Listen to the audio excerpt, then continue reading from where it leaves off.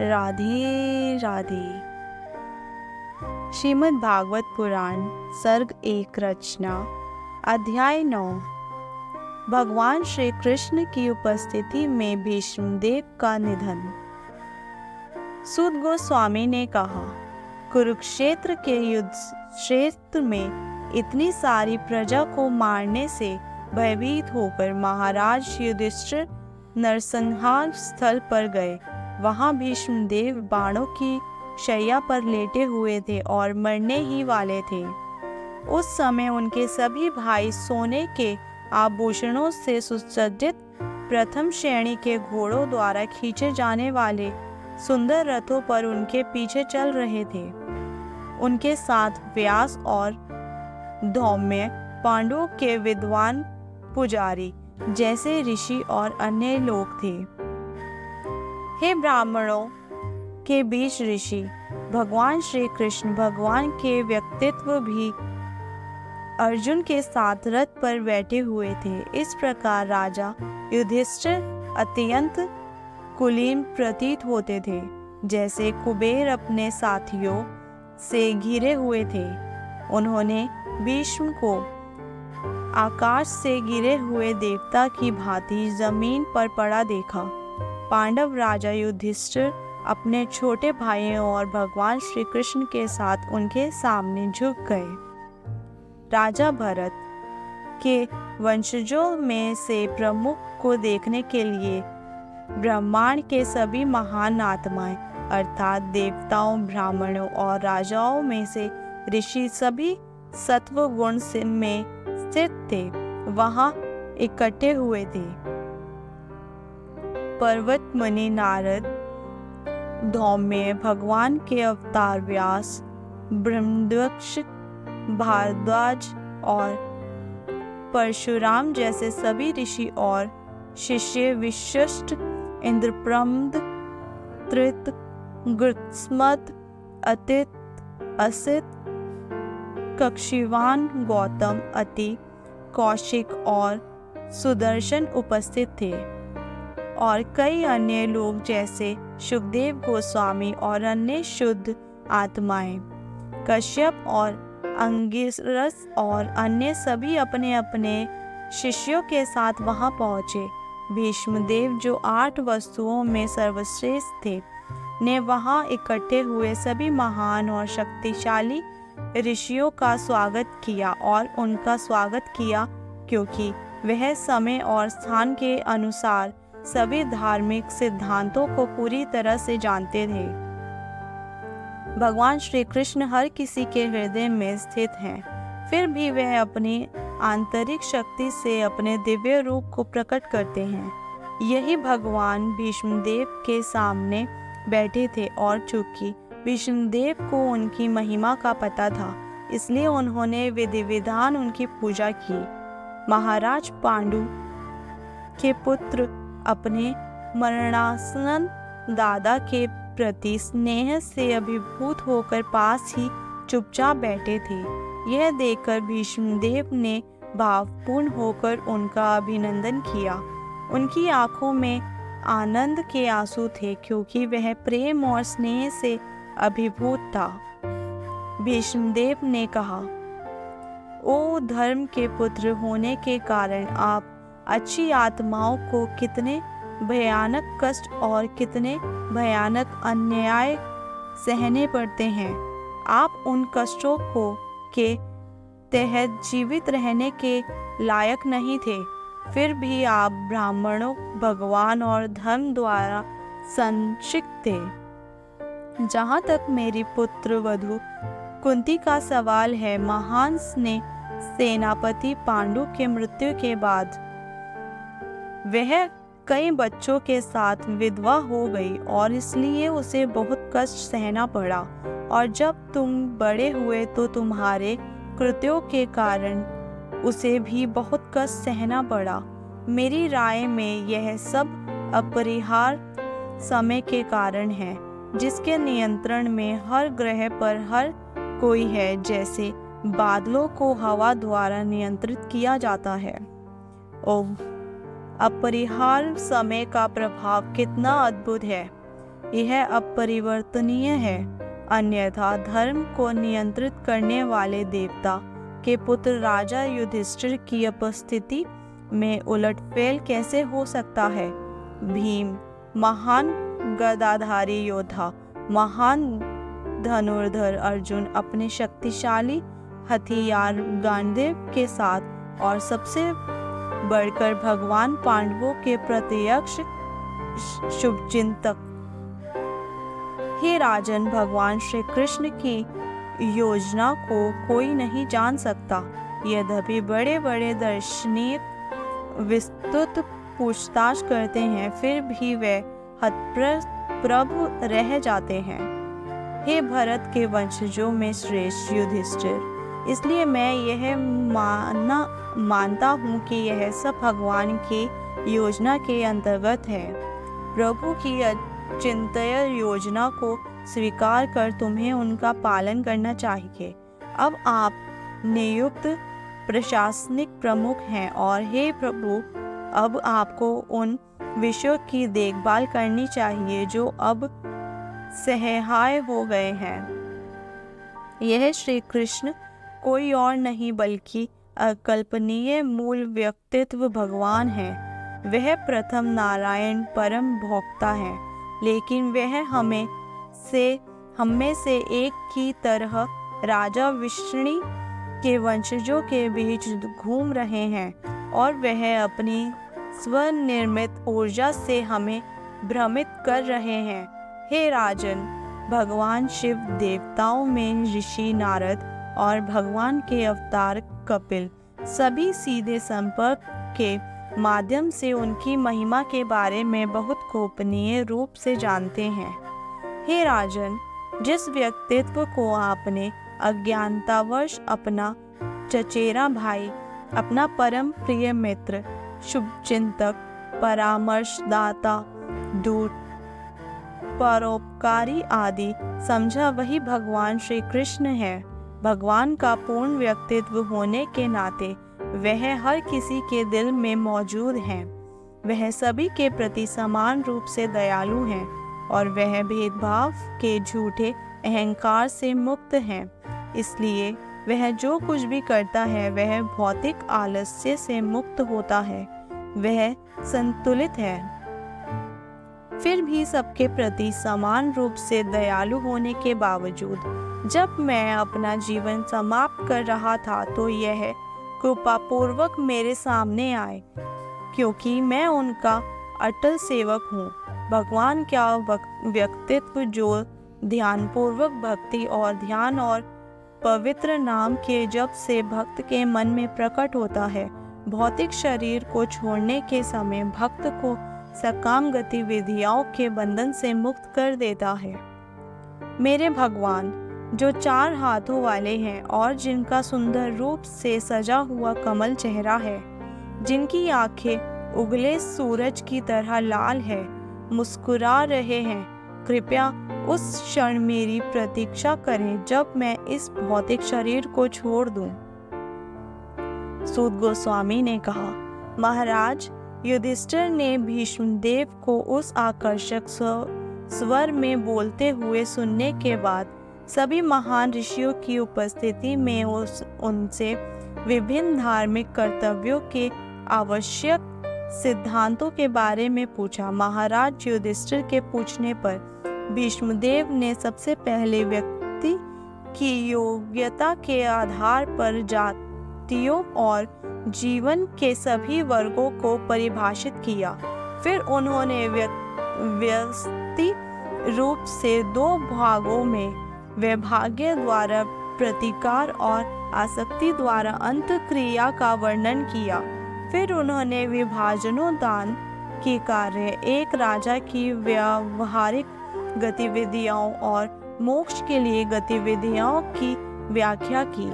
फिर उन्होंने स्त्रियों और भक्तों के कर्तव्यों का संक्षेप और विस्तार से वर्णन किया। फिर उन्होंने इतिहास के उदाहरणों का हवाला देते हुए जीवन के विभिन्न आदेशों और स्थितियों के व्यावसायिक कर्तव्यों का वर्णन किया, क्योंकि वह स्वयं सच्चाई से अच्छी तरह परिचित थे। जब भीष्मदेव व्यावसायिक कर्तव्यों का वर्णन कर रहे थे, सूर्य का प्रवाह उत्तरी गोलार्ध में चला गया। वह अवधि उन रहस्यवादियों द्वारा वांछित है जो अपनी इच्छा से मरते हैं। तब उस मनुष्य ने, जो हजारों अर्थों में भिन्न भिन्न विषयों पर बोलता था, हजारों युद्ध क्षेत्रों में युद्ध किया और हजारों मनुष्यों की रक्षा की, बोलना बंद कर दिया और सभी बंधनों से पूरी तरह मुक्त होकर अन्य सभी चीज़ों से अपना मन हटा लिया और अपनी खुली आँखों को स्थिर कर लिया भगवान के मूल व्यक्तित्व श्री कृष्ण पर, जो उनके सामने खड़े थे। चतुर्भुज चमकीले पीले वस्त्र पहने हुए थे। शुद्ध ध्यान से भगवान श्री कृष्ण को देखते हुए वह तुरंत सभी भौतिक अशुभता से मुक्त हो गया और तीर के घावों के कारण होने वाले सभी शारीरिक पीड़ाओं से भी छुटकारा पा गया। इस प्रकार उनकी इंद्रियों की सभी बाहरी गतिविधियां तुरंत बंद हो गई और उन्होंने अपने भौतिक शरीर को त्यागते समय सभी जीवित प्राणियों के नियंत्रण से दिव्य प्रार्थना की। भीष्मदेव ने कहा, आइए अब मैं अपनी सोच, भावना और इच्छा को, जो इतने लंबे समय से विभिन्न विषयों और व्यावसायिक कर्तव्यों में लगी हुई थी, सर्वशक्तिमान भगवान श्री कृष्ण में निवेश करूं। वे हमेशा आत्मसंतुष्ट रहते हैं, लेकिन कभी कभी भक्तों के नेता होने के नाते वे भौतिक संसार में उतरकर दिव्य आनंद का आनंद लेते हैं। हालांकि उनसे ही भौतिक संसार का निर्माण होता है।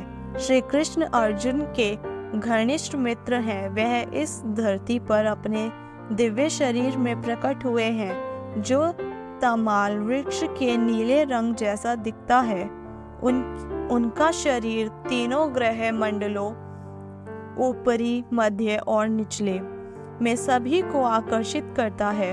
उनकी चमचमाती पीली पोशाक और चंदन की लुगदी के चित्रों से ढका उनका कमल चेहरा मेरे आकर्षण का विषय बने और मुझे पल की इच्छा ना हो। युद्ध के मैदान में जहाँ श्री कृष्ण मित्रता के कारण अर्जुन के साथ उपस्थित थे, घोड़ों के टापों से उठी धूल के कारण भगवान श्री कृष्ण के लहराते बाल राख हो गए और उसके परीक्षित चम के कारण पसीने की बूंदों ने उनके चेहरे को गीला कर दिया। मैंने तीक्ष्ण बाणों की चोट से तीव्र हुई इन सभी सजावटों का उन्होंने आनंद लिया। इस प्रकार मेरा मन श्री कृष्ण की ओर चले। अपने मित्र की आज्ञा का पालन करते हुए भगवान श्री कृष्ण ने अर्जुन और दुर्योधन के सैनिकों के बीच कुरुक्षेत्र के युद्ध क्षेत्र में प्रवेश किया और वहां उन्होंने अपनी दयालु दृष्टि से विपरीत पक्ष के जीवन काल को छोटा कर दिया। ऐसा केवल उनके द्वारा शत्रु को देखकर किया गया था। मेरा मन उस कृष्ण पर स्थिर रहे।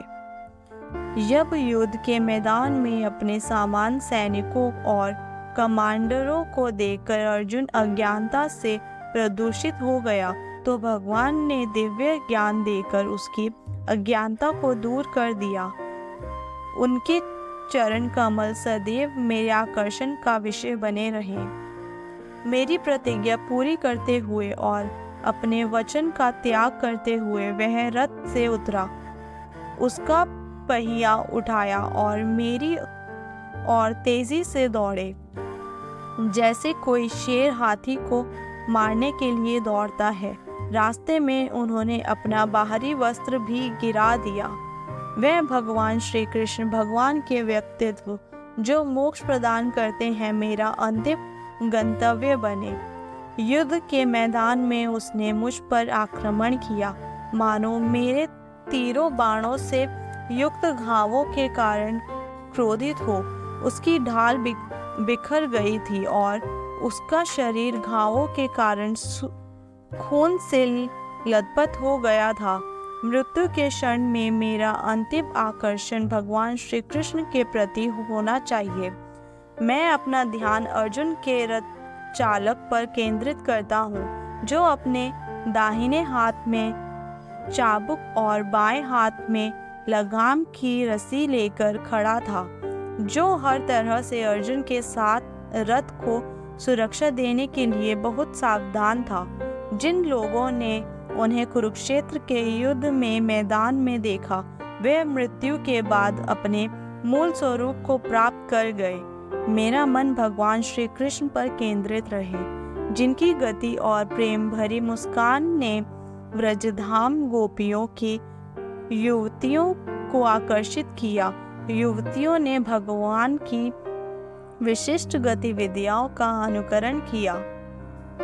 रास नृत्य से उनके गायब होने के बाद महाराज युधिष्ठिर द्वारा किए गए राजसूय यज्ञ में दुनिया के सभी कुलीन लोगों, शाही और विद्वान दोनों की सबसे बड़ी सभा थी, और उस विशाल सभा में भगवान श्री कृष्ण की सभी ने सबसे अधिक पूजा की। भगवान का उत्कृष्ट व्यक्तित्व यह मेरी उपस्थिति के दौरान हुआ, और प्रभु पर अपना ध्यान केंद्रित करने के लिए मैंने इस घटना को याद किया। अब मैं पूरी एकाग्रता के साथ उन एक भगवान श्री कृष्ण पर ध्यान कर सकता हूँ, जो अब मेरे सामने मौजूद हैं, क्योंकि अब मैं हर किसी के दिल में, यहाँ तक कि मानसिक अटकलों के दिल में भी उनकी उपस्थिति के संबंध में द्वंद्व की गलत धारणाओं को पार कर गया हूँ।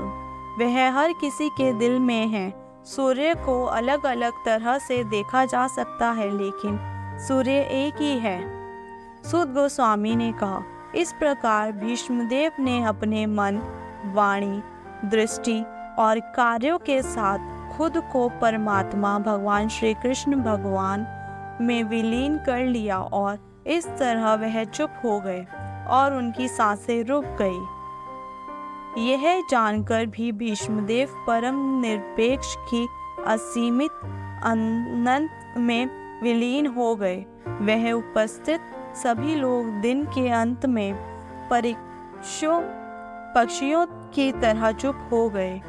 इसके बाद पुरुषों और देवताओं दोनों ने सम्मान में ड्रम बजाए, और ईमानदार शाही आदेश ने सम्मान और आदर का प्रदर्शन शुरू किया, और आकाश से पुष्पों की वर्षा होने लगी।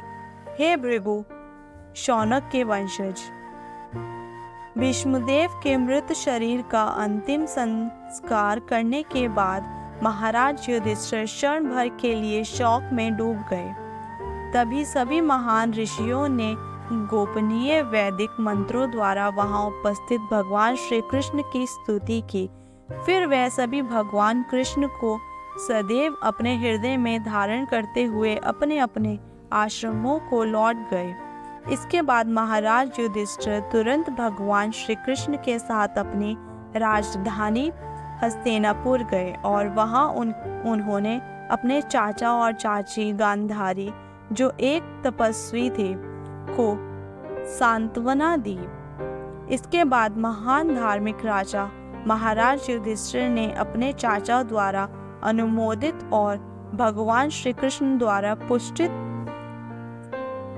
की गई शाही सिद्धांतों के कोड के अनुसार सख्ती से राज्य में शाही सत्ता का संचालन किया। राधे राधे।